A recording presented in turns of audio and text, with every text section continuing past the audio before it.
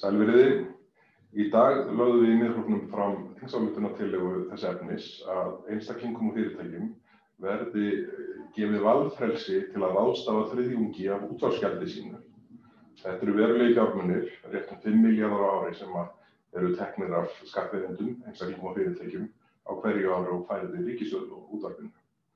Núna þegar er verið að undirbúa það að fjölmiðlar allir verði meira og minna með einhverjum hætti undir verndarvæng ríkisframlaga, þá er ótæk staða að hér öll ríkisframlög renni til eins miðils.